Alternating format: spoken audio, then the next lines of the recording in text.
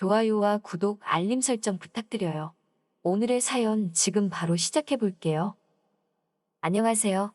30대 중반의 남자입니다. 지금의 아내와는 연애하던 시절 했던 동거와 결혼 생활까지 합해서 4년 정도 됐습니다. 어쩌다 보니 아직 아기는 없습니다. 책임져야 할 게 부족해서 다행인 걸까요? 요즘 저도 제가 무슨 생각을 하는지 알 수가 없습니다. 우연히 동네 편의점에서 맥주 몇 캔 사러 갔다가 동창 친구놈을 만났습니다. 썩 친한 편은 아니어서 졸업 후에는 죽었는지 살았는지도 모르고 연락조차 안 하던 친구인데 알고 봤더니 이 친구도 결혼을 해서 같은 아파트 맞은편 동에 살고 있더라고요.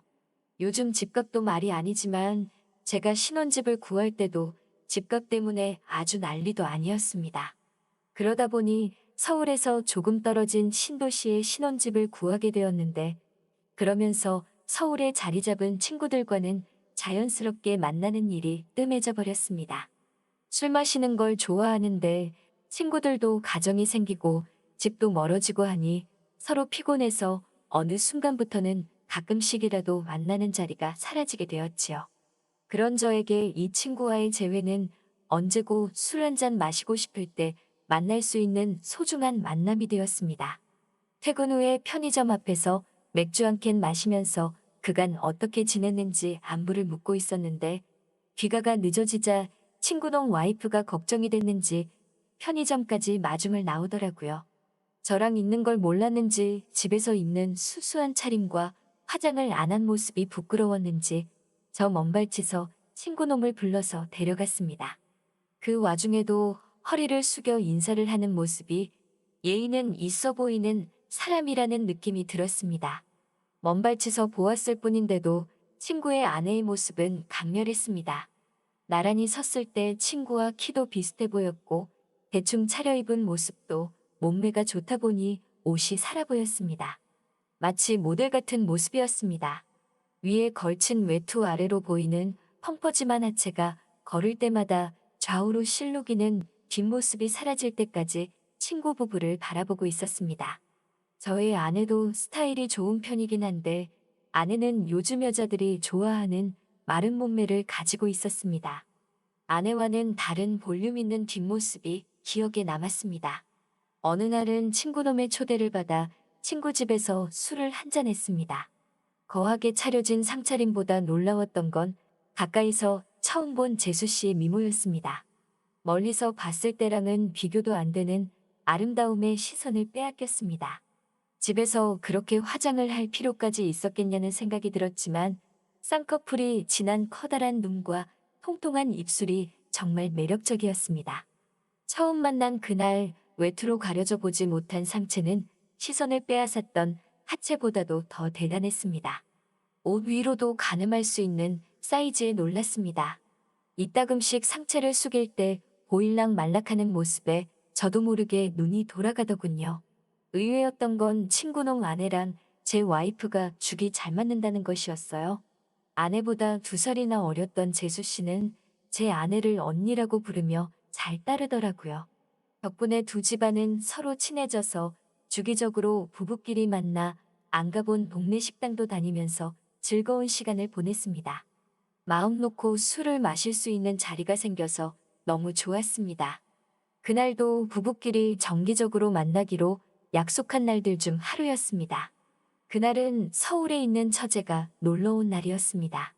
친구놈의 급한 출장 때문에 모처럼의 모임이 파토가 날 뻔했는데 모임 자리는 이제 더 이상 저와 친구놈을 위한 자리가 아니었습니다. 아내와 재수 씨의 관계가 돈독해졌기 때문이죠. 처제를 재수 씨에게 소개시켜주고 싶다는 이유로 친구놈 없이 여자 3명과 제가 같이 술자리를 갖게 되었습니다.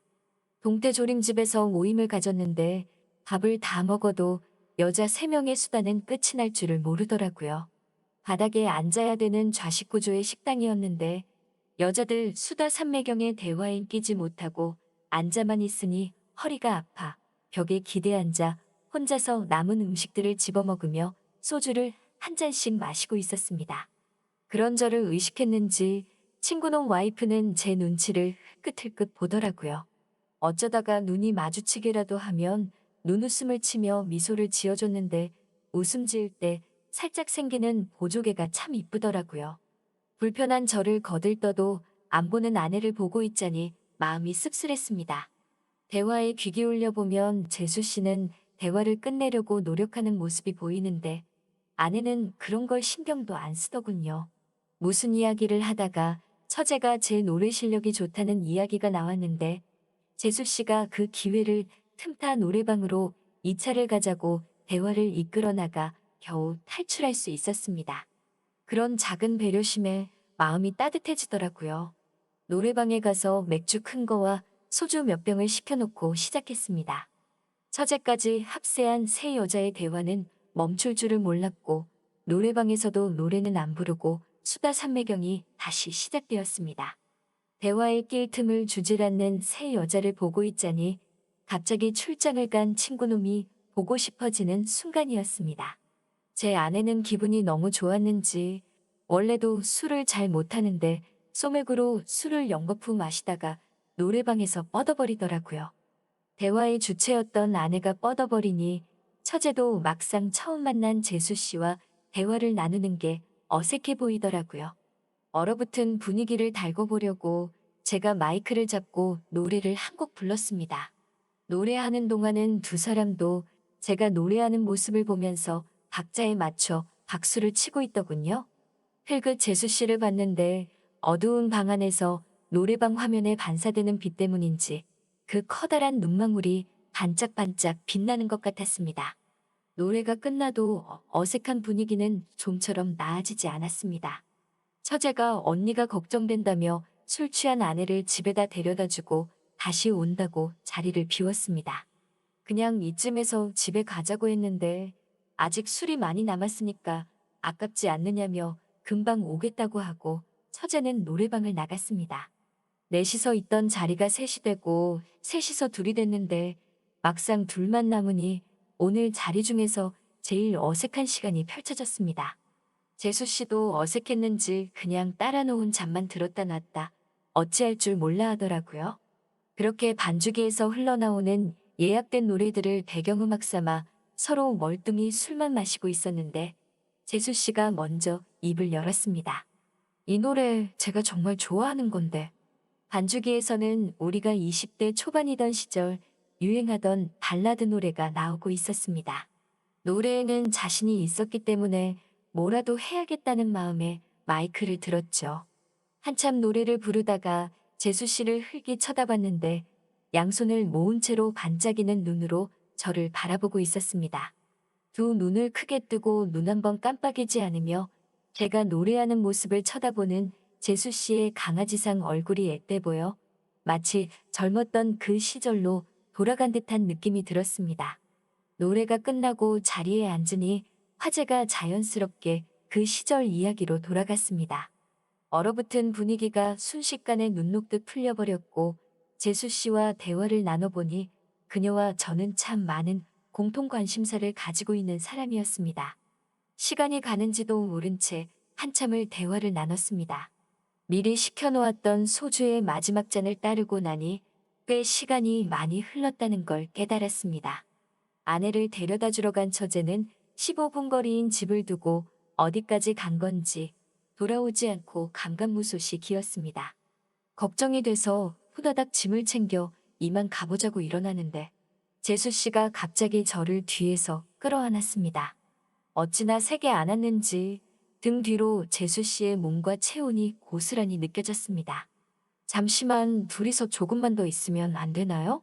라고 물어오는 재수 씨의 말을 거절할 수 없었습니다. 순간 무언가에 홀린 듯 저는 뒤에서 저를 안고 있는 그녀의 손을 풀고 그녀를 끌어 제 품 안으로 안았습니다. 우리는 흘러나오는 느린 박자의 반주를 음악 삼아 블루스를 추기 시작했습니다. 저의 품에 안긴 재수 씨를 내려다보았습니다. 저를 올려다보고 있던 재수 씨와 눈이 마주쳤고 그녀는 부끄러웠는지 이내 고개를 푹 숙였습니다. 긴 속눈썹 아래로 그녀의 커다란 눈동자가 흔들리고 있는 게 보였습니다. 아름다운 그 모습에 그녀의 허리를 감싸고 있던 제 팔을 제 몸쪽으로 더 세게 당겼습니다. 너무 세게 안았는지 그녀의 입술 사이로 나지막히 작은 탄성이 흘러나왔습니다. 재수 씨는 저를 다시 올려다보고 있었습니다. 반짝이는 그녀의 눈동자 안으로 제 모습이 비쳐 보였습니다. 하르르 떨리고 있는 재수 씨의 어깨를 밀어내고 곧바로 재수 씨의 입술에 제 입술을 맞추었습니다. 그 어느 때와도 비교가 되지 않는 전에 없던 황홀한 기운이 제 몸을 감쌌습니다. 반주기의 노래소리가 더 이상 들려오지 않게 돼서야 멈출 수 있었습니다. 정적과 함께 우리는 제정신을 차린 듯 껴안고 있던 서로에게서 떨어져 아무 말도 하지 못했습니다. 노래방에서 나와 집으로 돌아가는 길, 재수 씨와 저는 서로 아무 대화 없이 나란히 서서 걷기만 했습니다. 걷는 도중에 서로의 손등이 스쳤는데 제가 용기를 내서 재수 씨의 손을 꼭 잡았습니다. 아파트 입구까지 들어오는 동안 그 손을 놓지 않았습니다. 집까지 바래다 준다는 저희 말을 거절하더니 오히려 제가 무사히 들어가는 모습을 보고 싶다는 그녀의 말에 엘리베이터에 몸을 실었습니다. 집까지 올라가는 엘리베이터 안에서 우리는 입을 맞추며 서로의 마음을 다시 한번 확인했습니다. 비밀번호를 누르고 현관문을 여니 처제가 취한 아내를 방까지 미처 옮기지 못했는지 현관문 앞에 둘이서 나란히 바닥에 뻗어 있더라고요. 저와 재수 씨의 부축을 받아 두 사람을 방으로 옮기고 잠시 쉬고 간다며 우리는 소파에 앉았습니다.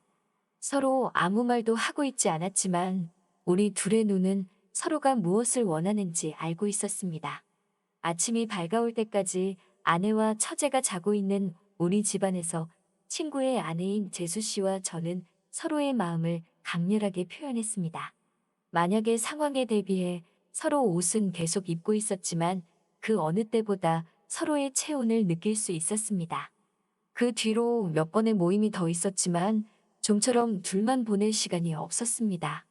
가끔씩 마주치는 재수 씨의 눈빛이 무엇을 원하는지 알 수 있었습니다. 아내 몰래 몇 번의 월차와 병가를 사용해 재수 씨와 자주 시간을 보냈습니다. 더 이상 사용할 월차가 없게 된 지금 재수 씨와 함께 시간을 보내고 싶은 제 자신을 주체할 수 없습니다. 아무것도 모르는 아내와 친구놈을 보면 더 이상 이러면 안 된다는 생각이 들지만 이 만남을 멈출 수가 없네요. 어떻게 해야 할지 모르겠습니다. 제 이야기는 여기까지 하겠습니다. 시간 내주셔서 감사합니다. 오늘의 사연은 여기까지네요. 긴 사연 끝까지 들어주셔서 감사합니다. 구독과 좋아요 잊지 말아주세요.